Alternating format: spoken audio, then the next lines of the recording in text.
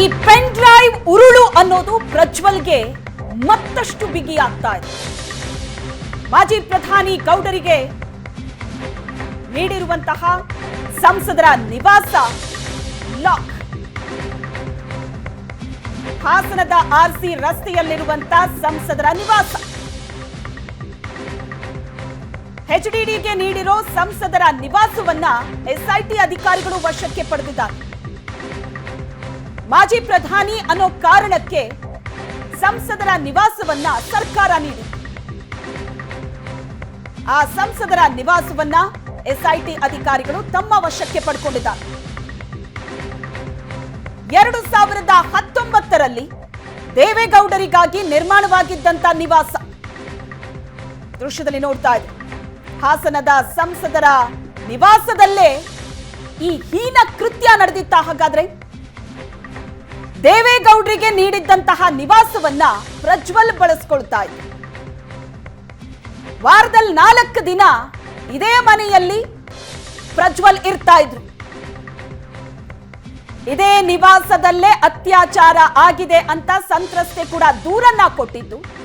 ಈಗ ಆ ನಿವಾಸವನ್ನ ಎಸ್ಐಟಿ ಅಧಿಕಾರಿಗಳು ವಶಕ್ಕೆ ಪಡೆದಿದ್ದಾರೆ. ಸಂಸದ ಪ್ರಜ್ವಲ್ ರೇವಣ್ಣ ವಿರುದ್ಧ ಅತ್ಯಾಚಾರ ಪ್ರಕರಣ ದಾಖಲಾಗಿದೆ. ಸಂತ್ರಸ್ತೆ ಮಹಿಳೆ ನೀಡಿದ ದೂರಿನ ಹಿನ್ನೆಲೆಯಲ್ಲಿ ಅತ್ಯಾಚಾರ ಪ್ರಕರಣ ದಾಖಲಾಗಿದೆ.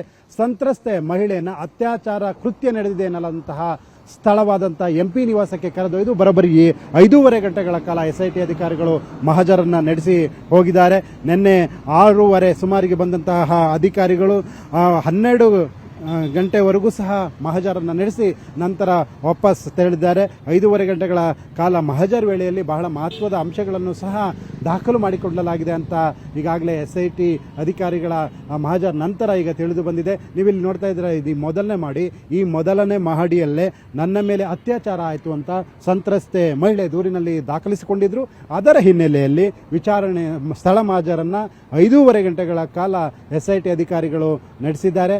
ಅತ್ಯಾಚಾರ 376 ಪ್ರಕರಣಕ್ಕೆ ಸೆಕ್ಷನ್ ಅಡಿ ದಾಖಲಾಗಿರುವ ಪ್ರಕರಣಕ್ಕೆ ಸಂಬಂಧಪಟ್ಟಂತೆ ಸಂತ್ರಸ್ತೆಯ ಮಹಜರನ್ನ ನಿನ್ನೆ ಎಸ್ಐಟಿ ಅಧಿಕಾರಿಗಳು ನಡೆಸಿದ್ದಾರೆ. ನೀವಿಲ್ಲಿ ನೋಡಬಹುದು, ಈಗ ಎಂಪಿ ನಿವಾಸ ಸಂಪೂರ್ಣವಾಗಿ ಖಾಲಿಯಾಗಿದೆ, ವಶಕ್ಕೆ ಪಡೆದಿದ್ದಾರೆ ಅಧಿಕಾರಿಗಳು. ಈ ವಿಚಾರಣಾ ಹಂತದಲ್ಲಿರುವುದರಿಂದ ಜೊತೆಗೆ ಅತ್ಯಾಚಾರ ಕೃತ್ಯ ನಡೆದ ಸ್ಥಳ ಇದಾಗಿರೋದ್ರಿಂದ ಈಗಾಗಲೇ ಎಸ್ಐಟಿ ಅಧಿಕಾರಿಗಳು ಮತ್ತು ಪೊಲೀಸರ ವಶದಲ್ಲಿ ಈಗ ಎಂಪಿ ನಿವಾಸ ಇದೆ. ಎಂಪಿ ನಿವಾಸಕ್ಕೆ ಬೀಗವನ್ನು ಹಾಕಲಾಗಿದೆ. ಒಳಭಾಗದ ಬಾಗಿಲಿಗೂ ಸಹ ಬೀಗ ಹಾಕಲಾಗಿದೆ.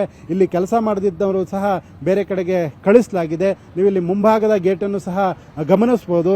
ಈ ಎಂಪಿ ನಿವಾಸದ ಮುಂಭಾಗದ ಗೇಟ್ಗೂ ಸಹ ಬೀಗ ಬಿದ್ದಿದೆ.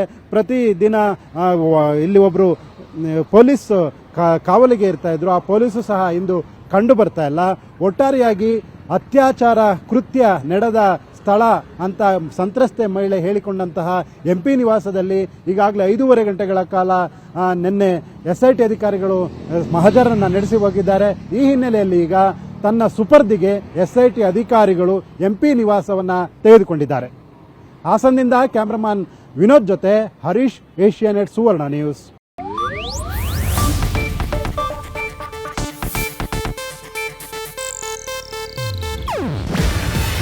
ಇದು ಏಷ್ಯಾನೆಟ್ ನ್ಯೂಸ್ ನೆಟ್ವರ್ಕ್ ಪ್ರಸ್ತುತಿ. ನೀವು ನೋಡ್ತಿದ್ದೀರಾ ಏಷ್ಯಾನೆಟ್ ಸುವರ್ಣ ನ್ಯೂಸ್.